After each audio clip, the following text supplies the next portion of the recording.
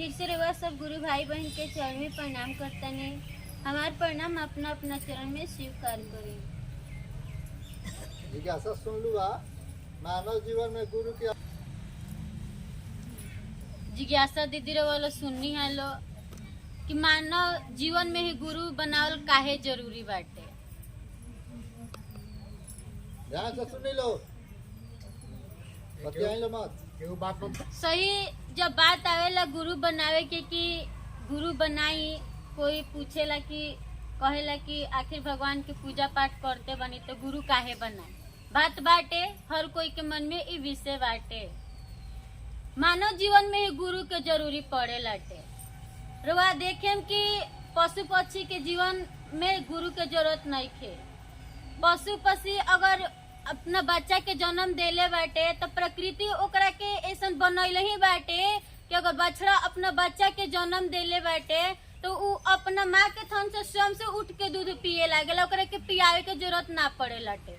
लेकिन अगर वहाँ मनुष्य के बच्चा बाटे तो ओकरा के सब चीज खुद से दूध पिलाए के पड़ेला, ओकरा के खुद से चले के बोले के सिखाए के पड़ेला नो।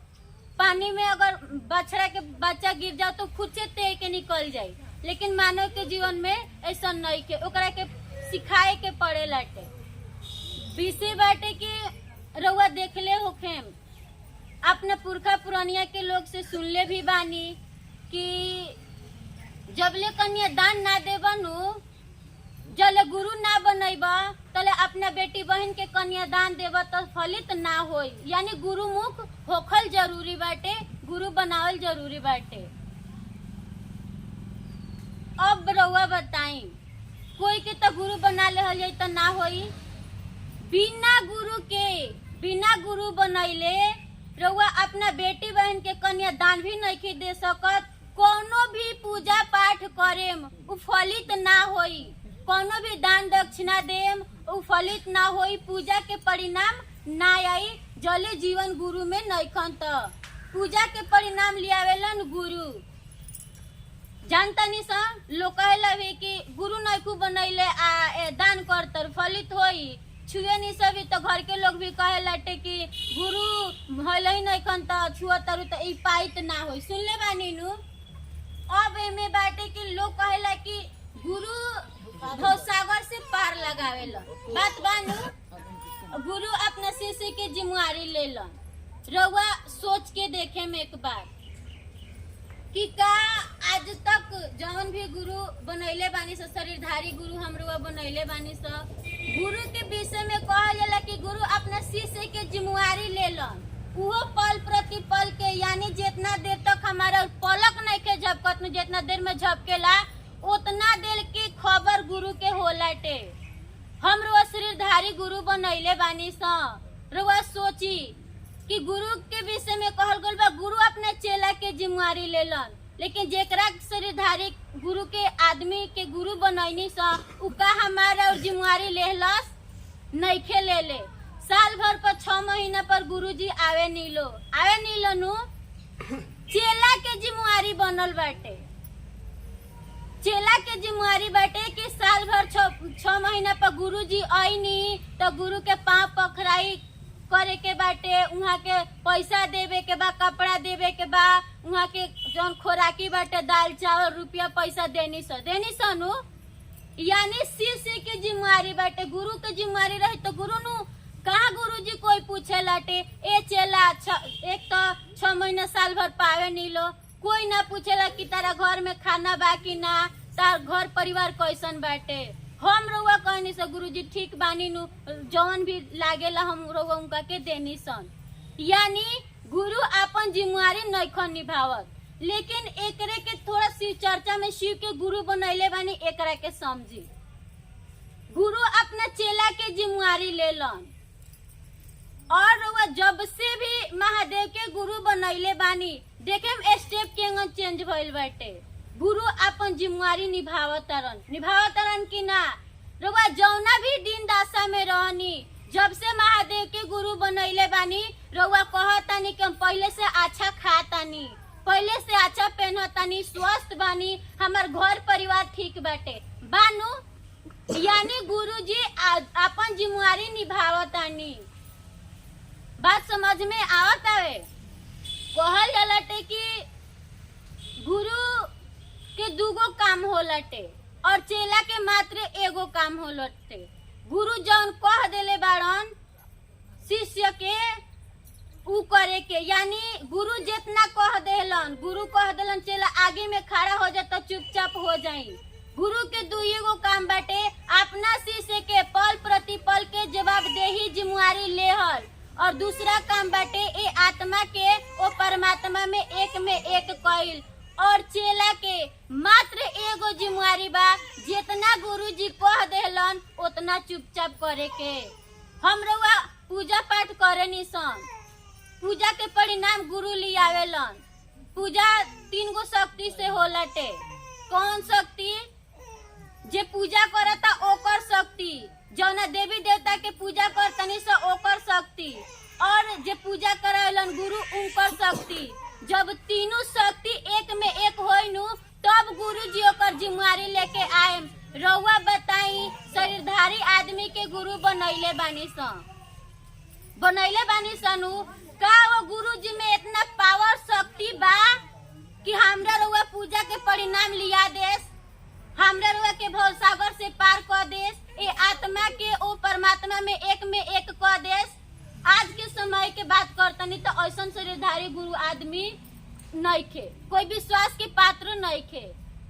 गुरु जी चेला बढ़ले बड़न, गुरु जी चल जाता लो, कहाँ जिम्मेवारी लेनी, कहाँ? हम तो जैसन दिन दासन बानी ओसन के बानी, यानी गुरु अपन जिम्मेवारी नहीं खन निभावत। लेकिन जब से शिव चर्चा में बानी सा दीदी, जब से कहले बानी मात्र एक शब्द की हे शिव रउआ हमार गुरु हई, हमरा शिष्य हई, हमरा पर दया करी, ऐसा दया करी, हमार मन समझ आओ, रउआ हमार गुरु हई। इस शब्दवा दीदी हमारे और जीवन बदल देला बा कि ना। यही से गुरु भी बनाए के बाटे। तो आज के समय में तो हम रउआ कोनो काम करे के रहता तो 1000 बार सोचतानी सा। जीवन के बात बाटे, गुरु बनाए के बाटे, तो ऐसा गुरु बनाई जे रउरा गुरु बनैला के बाद और जिंदगी बदल दे। अब बताई, महादेव के गुरु बनैले बानी सब तैसन होता कि ना बाटे नु? यानी गुरु बनैले बानी सन तो गुरु जी अपन जिम्मेवारी निभावतनी। ऐसे जाहिर होतावे कि जीवन में गुरु बनावल तो जरूरी बा। कहल जाला भगवान से बढ़ के गुरु होलन। गुरु अपना शिष्य के जीवन जिए के कला सिखावेलन। गुरुए ऐसन बाड़न कि ए आत्मा के परमात्मा में एक करेलन। गुरु हमरा के अंधकार से प्रकाश की ओर ले जालन। अब बताई, ये बात से जाहिर होतावे कि जीवन में तो गुरु बना ही के बा, तो बनाए के बाटे तो सबसे बड़का सत्ता के जेकरा से गुरुवाई शुरू भइल बा ओकरे के ना बनावल जाई। कौनो शंका कौनो नहीं के, मात्र 3 गो सूत्र करे के बा। रउआ अंदर देखी शिष्य के भाव जागता कि ना। यानी ऐसे जाहिर बाटे कि जीवन में गुरु बनावल जरूरी बाटे। ई बताई, जे गुरुवाई के काम कइले होई, जे पढ़ैले होई ओकरे से नु पढ़ल जाई। महादेव ही पढ़ाए के काम कइले बानी, यानी गुरु के काम कइले बानी। रउआ सुनले होखेम नाम ब्रह्मा विष्णु महेश, सुनले बानी। ब्रह्मा जी उत्पत्ति के काम करेनी, विष्णु भगवान पालनहार के काम करेनी, और महादेव संहार और ज्ञान देवे के काम करेनी। यानी रउआ सुन के ई बात जाहिर बाटे कि रउआ ई लोग गुरु के काम नहीं खेलो कैले, इनका लोग के अलग अलग काम बाटे। जैसे कि राम के काम रहल जौन अइलन धर्म के प्रचार कैनी, राक्षस के वध कैनी और वहाँ के काम खत्म। कृष्ण भगवान भी आईनी तो कंस के वध कैनी, वहाँ के ई काम रहल अपन पूरा कैनी। लेकिन बात बाटे ज्ञान के, महादेव ही गुरु काहे बाड़न, गुरु के काम काहे कैले बाड़न, अन्य देवी देवता काहे ना? काहे से दीदी रउआ कौनो शास्त्र वेद उठा के पढ़ लेम, कहीं नहीं के लिखल कि और देवता देवी गुरु के काम कैले बा, महादेव गुरु के काम कैले बाड़न। काहे से कि गुरुवाई उनके से शुरू भइल बाटे। देखे पूरा बृहस्पति भगवान जौन बानी उहाँ के गुरु महादेव हई।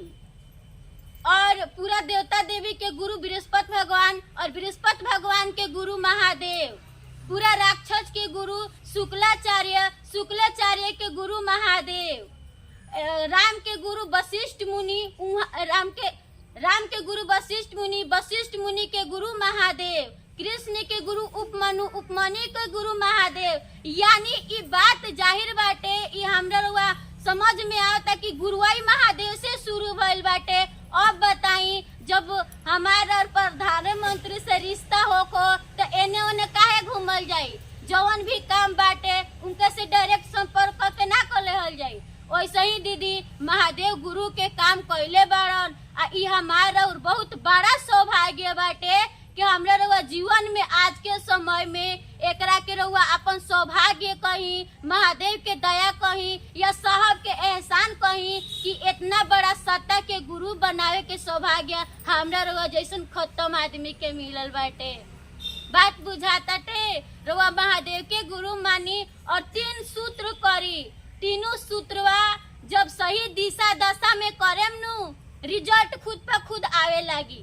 जेकरा में भी गड़बड़ी बाटे, क्षेत्र में होको, सेंटर पे होको, गुरु भाई बहन में होको, तीनों सूत्र ना कैला के नतीजा है यही से गड़बड़ी बाटे। जब रउआ तीनों सूत्र सही दिशा में करे लागे, यानी 3 सूत्र साहेब काहे देनी? ओ महादेव से हमारा रिश्ता हो जाओ, ओ महादेव से हम रउआ उनका में मिल चलल जाओ। यानी रास्ता हटे, जैसे हर छत पर चढ़े खातिर सीढ़ी के जरूरत पड़ेला नु, वैसे ही ओ महादेव के लगे जाए खातिर, ओ मंजिल के लगे जाए खातिर ई तीनों सूत्र हमारा रास्ता बा। और रास्ता सही रही तब नु मंजिल तक पहुंचल जाई। जब रास्ते गलत पकड़ा जाई कहाँ मंजिल तक जाए? नहीं जा सकत। यही से अपना सूत्र पर ध्यान दी। ई हमेशा याद रखी कि हमार गुरु महादेव बड़न, हमार मंजिल महादेव बड़न। ई तीनों सूत्र हमार रास्ता है। आ ये रास्ता पर चली तो मात्र सीधा अपना रास्ता पर ध्यान दी, मंजिल पर ध्यान दी। एने उने ताके दीदी कब रास्ता छूट जाई रउए पता ना चली। एने उने तकले के नतीजा है ढोल काहे ना बाजी, पैसा काहे ना उसलाई, 5 गो भजन काहे ना होई, हो गुरु भाई काहे ना, तो हो गुरु बहन का। ई गलते नु रास्ता बाटे। दिशा हमारा और कुछ और बा, पकड़ ले तनी से कुछ और। तो ऐसे विशेष ध्यान दी कि अपना गुरु से दया मांगी और उनकर बातचीत करी।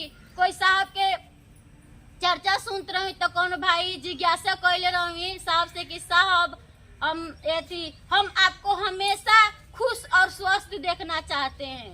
गुरु भाई साहब कहले बनी कि जाइए गुरु कार्य करिए। साहब के रउआ हर चर्चा में सुने साहब इतना फोर्स के साथ कहतनी नु कि शिष्य बनिए, शिष्य बनने के लिए सूत्र कीजिए। काहे? साहब के हम रउआ सच में चाहतनी कि साहब हमरे रउआ काम से खुश रहस, स्वस्थ रहस। तो दीदी एक काम के बढ़ाई और जहाँ भी गलत दिशा में होता हमारा और जिम्मेवारी बाटे। हमरे रउआ ई कब सोच के लागे लाटे कि अभी बहुत काम बाकी बा। ओ महादेव कब ओ लायक बनैब? इतना दया कर कि जवन भी बाटे नु हर कोई कहो, दिल से गर्व से कहो, चाहे वो विश्व के कोनो कोना में रहो, शिव हमार गुरु हवन। सोचे तो लागेला कि बहुत काम बाकी बाटे। दीदी हमारा और गुरु महादेव हवन। रउआ लो से हाथ जोड़ के विनती प्रार्थना करें। कहले बानी कि हे शिव रउआ हमार गुरु हई तो करहु के बा हमरो रउआ कोई पड़ोसी ना करी दीदी। यही से हमारा और गुरु हवन, हम रउआ शिष्य ऐसा कोशिश करी कि हम रउआ अपना शिष्य के जिम्मेवारी निभाल जाओ और अपना गुरु के आदेश के पालन अपना गुरु के नियत से कर जाओ। यही शुभकामना के साथ फिर से रउआ सब गुरु भाई बहन के चरण में प्रणाम करतनी। हमार प्रणाम अपना अपना चरण में स्वीकार करी।